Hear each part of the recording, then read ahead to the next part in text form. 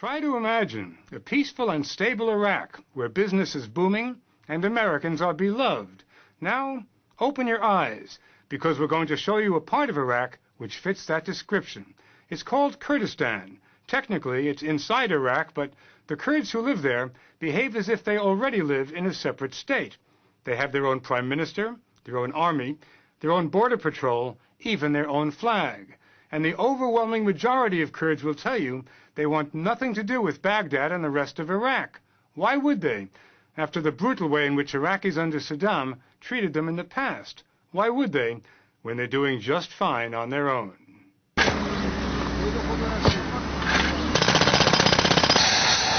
What you see in Kurdistan is nation building, and it's not a metaphor.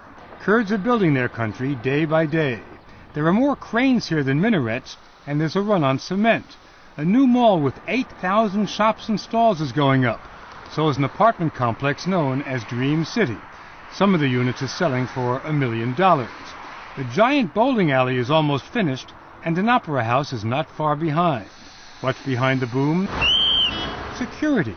Kurds are quick to remind you that they are not Arabs, and there is a de facto border between Kurdistan, which is in the northeast corner of Iraq, and the rest of Iraq. Arab insurgents who want to slip into Kurdistan must get past hundreds of Kurdish checkpoints, and distinct from much of Iraq, the security forces in Kurdistan are disciplined and loyal, and they're all Kurds. No ethnic divisions here, so the violence stays on the other side of the border. Hello. Hi. Nitschirvan Barzani is the 40-year-old prime minister of what's officially called the Kurdistan Regional Government. How many American troops have been killed here since the war began? No one. Not a single American soldier? No, a single American troops here. No, not at all. Major General Benjamin Mixon is the commanding officer for American forces in northern Iraq and Kurdistan, 20,000 in all. How many American troops are in the Kurdish areas, which call themselves Kurdistan? I would say in the neighborhood of 60 to 70. 60 to 70 That's troops? Right. There's no need for American forces up there because of the nature of the situation. I guess compared to being stationed in the rest of Iraq, it's pretty good duty. It's good duty. I've been up there. I enjoy going up there.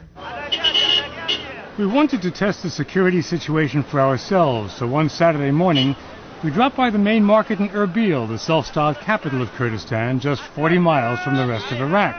The only disagreements here are about price.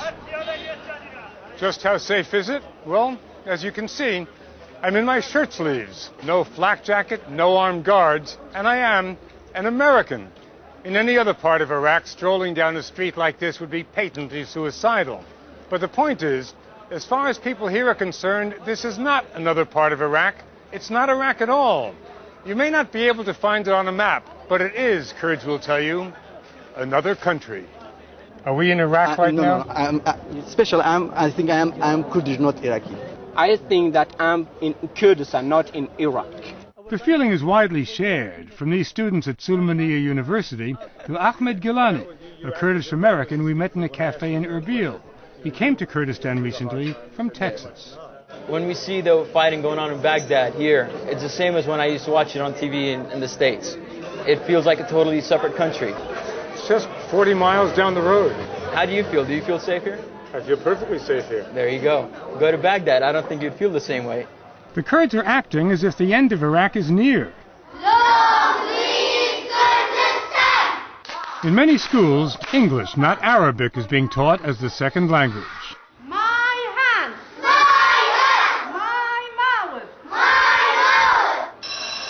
The Kurds are very big on the trappings of statehood. It's as if they're eager to prove that they exist.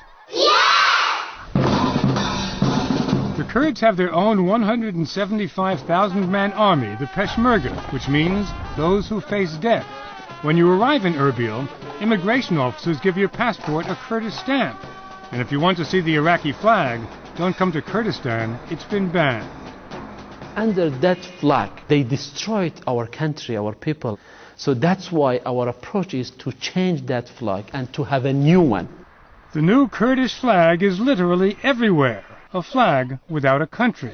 Like most Kurds, Dr. Ali Said Mohammed, the president of Suleymaniye University, would like to change that, and soon. What would happen if tomorrow the Prime Minister of Kurdistan went before the parliament and said, Yes. I declare a state, independent Kurdistan. This decision will be welcomed by 99.9% of the Kurds in Iraqi Kurdistan. We will say yes, we will back it. So you want him to do it? Yes, of course, why not? Tomorrow? Tomorrow. But the Kurdish Prime Minister is not likely to push for complete independence. Not tomorrow, not next year. Every Kurd we've spoken to since we're here says, we are a separate country. We're Kurds. We don't want to be with Iraq. Yeah, You're Prime Minister of this country. Yeah, exactly. I think it's a right for every Kurd to say that, because really they are different. They are different nation, different people.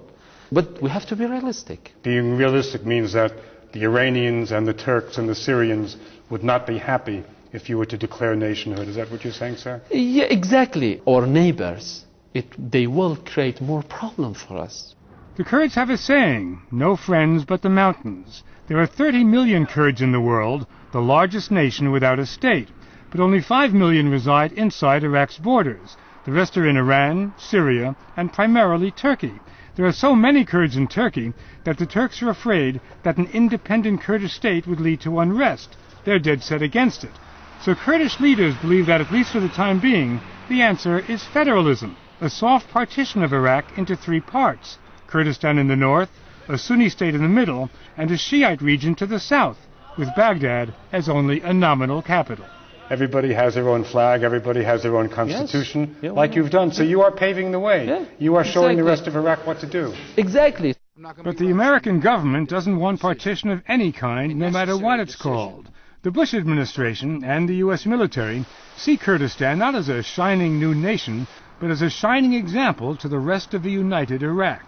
I think if the Iraqis simply will look north and see what the possibilities are, and they do not align themselves with the extremists, they can see the great potential that this country has to be a prosperous nation.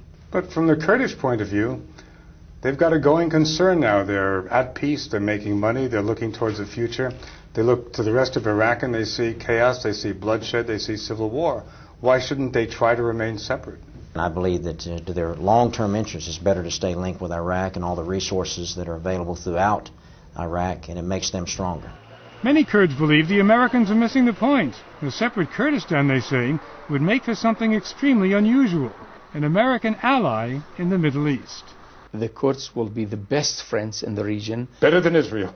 Even better than Israel, I am sure of that. We will be the best friends for the Americans in this region. We will be faithful. So from your point of view, the American invasion of Iraq was a good thing? It is not invasion, it is liberation. Americans liberated Iraqi people from the dictatorship. It's a sentiment echoed in, of all places, a mosque. Like Iraqi Arabs, Kurds are Muslims. But this is surely the only Islamic part of the Middle East where you'll hear kind words about America after Friday prayers. Can America think of Kurdistan as an ally, as a friend? We were always friends with America, and even we were in love with America. But now we are waiting for America to repay our love. They may have to wait a long time, because for the U.S. military, there's another overwhelming reason to keep the Kurds inside Iraq. It's a hell of a prize. Yes, sir, it is. That prize is oil. One of Iraq's largest oil fields sits just across Kurdistan's de facto border in an ethnically mixed city called Kirkuk. It is crucial to the future economic health of Iraq. The trouble is, the Kurds say Kirkuk historically belongs to them, and this year there will be a referendum asking Kirkuk citizens if they want to join Kurdistan. Why is the city of Kirkuk so important? It's Kurdistan. If you go back to history, any fight between Kurds and Baghdad is over Kirkuk. If the Kurds win the referendum, and they're favored to do so, many fear Iraqi Arabs could turn Kirkuk into an inferno. They will not be happy, of course. They will create problems by bombing cars and the usual things which they do every day. They blow up mosques. Why not ordinary people? The Kurds are all too familiar with violence Iraqi style. They have a tradition of tragedy.